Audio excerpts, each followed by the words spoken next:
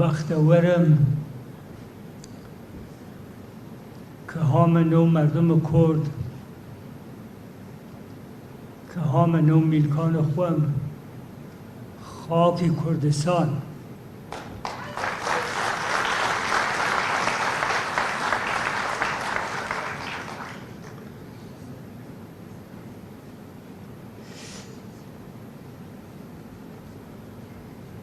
یکی لشهنازیل خوام هر یسه که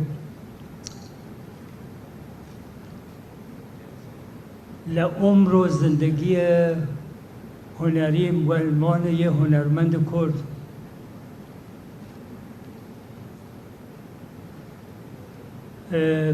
لهر کوره دروتی دستاز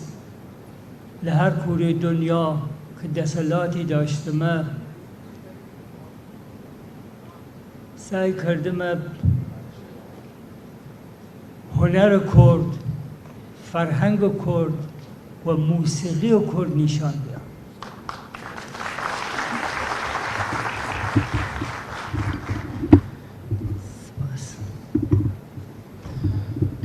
گشتتان زانین که من ولاتیل دنیا خلاتیل گورای گردمه ولی اره من ارزش ای خلات و ارزش ای که همه ایره و لطرف وزارت روشنبینی و لطرف کردستان ای خلات نصیب من بود ارام بیه ارزش فرابانتری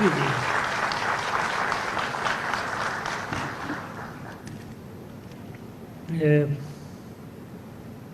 آقا تواستم بیشم که لبدایت تشکیل حکومت کردستان لبان مسئله فرهنگ و هنر فره اهتمام کردیم ولی هرچی ورو پیچیم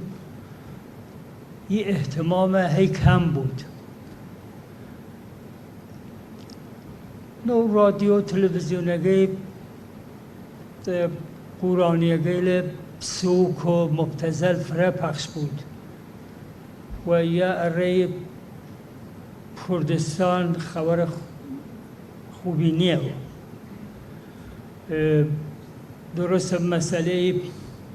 سیاست و اقتصاد لی طرف ولی مسئله فرهنگ اره کردستان فره مهمه، مسئله هنر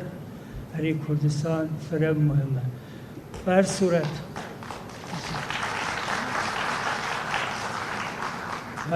من باز تواستم تشکر بکنم لوزارت روشنبینی وزیر محترم و گشت وزرای که ایره تشریف دیرن اره که لطف کردم بنده دعوت کردم یه اره گوراترین شاهنازی که و بختوری اره زندگی هنری من